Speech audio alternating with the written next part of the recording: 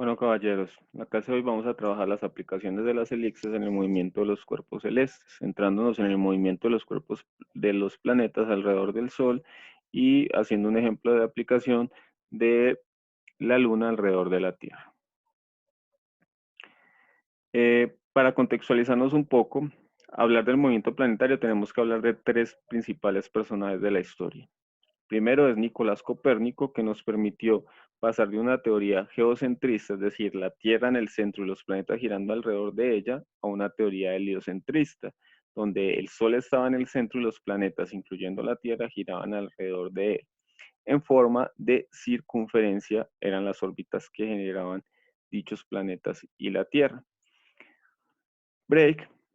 Tycho Brahe, fue uno de los grandes analizadores de esta teoría y quiso experimentar haciendo cálculos matemáticos respecto a los periodos de estos planetas, pero se dio cuenta que el periodo principalmente de Marte daba mucho problema porque según los cálculos que se hacían, Marte siempre se demoraba o no llegaba en el momento que se esperaba que diera su órbita completa, o sea, su periodo.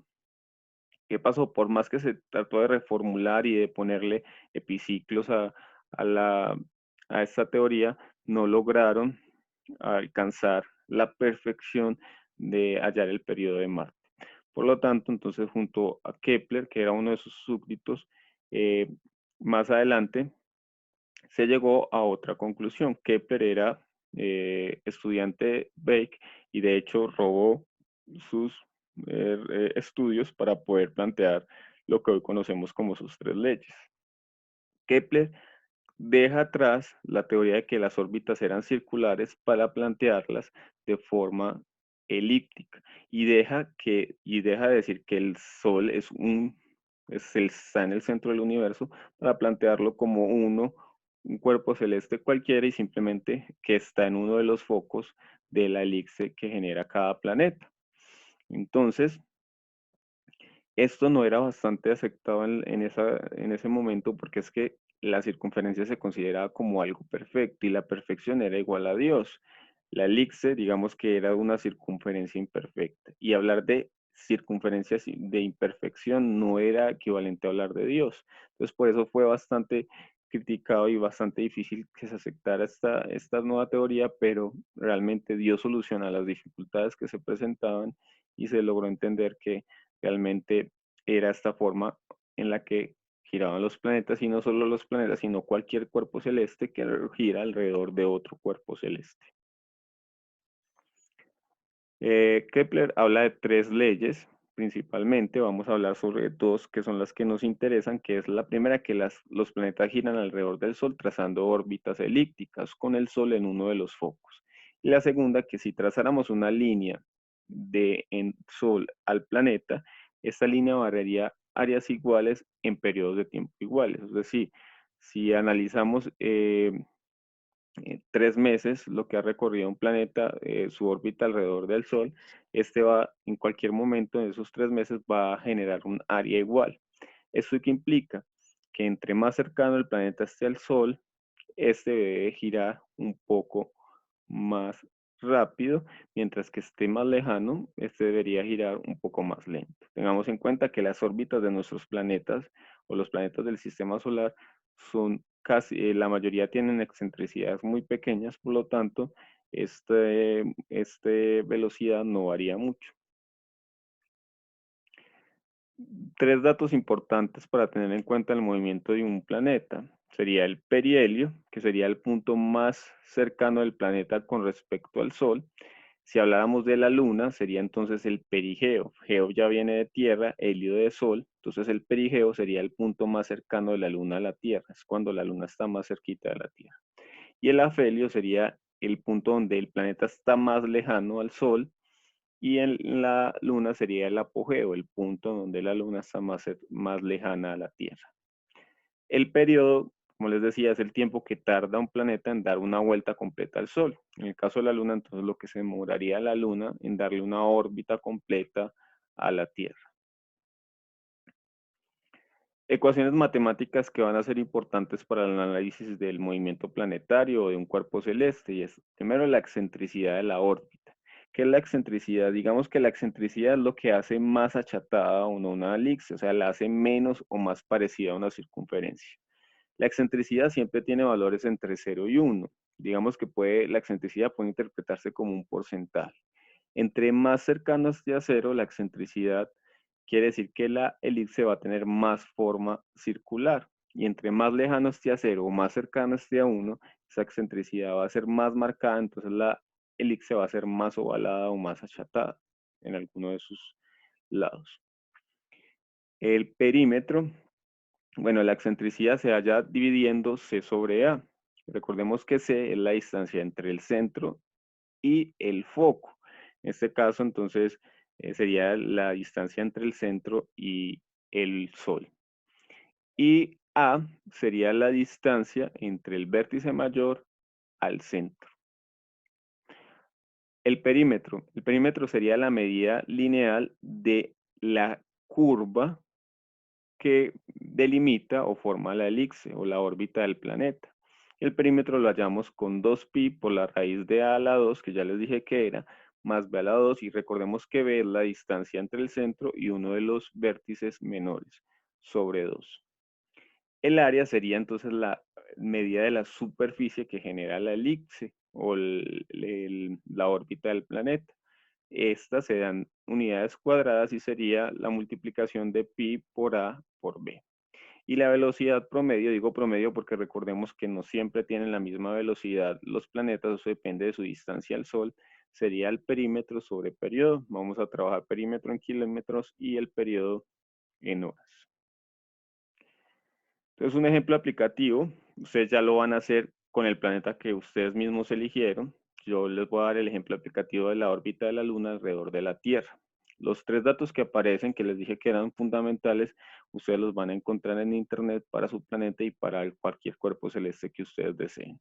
El apogeo, que es la distancia más lejana de la Luna a la Tierra, es de 406.700 kilómetros, y el perigeo, que es cuando la Luna está más cerca a la Tierra, es de 356.500 kilómetros. La Luna se demora en darle una vuelta completa a la Tierra en 28 días, y eso sería el periodo. Ahora, a partir de esos 3 datos, vamos a hallar A, B y C para poder hallar las ecuaciones matemáticas de las que nos estaban hablando o las que les estaba hablando al inicio de esta actividad, de esta clase. Entonces, vamos entonces a recordar teniendo en cuenta la imagen. Entonces, vamos a señalar las distancias, las diferentes distancias. Entonces recordemos que A es la distancia entre el centro, fíjense que aquí tracé un plano cartesiano, entre el centro a uno de los vértices mayores. Entonces esta sería la distancia A. Recordemos que esto se cumple para los dos lados. Esto también sería A. Vamos entonces también a hablar sobre la distancia B. Y B sería la distancia entre el centro y uno de los vértices menores o a cualquiera de los vértices menores. Y la distancia C es entre el foco y el centro. Recordemos que la Tierra, para el caso de ustedes, ese sería el Sol.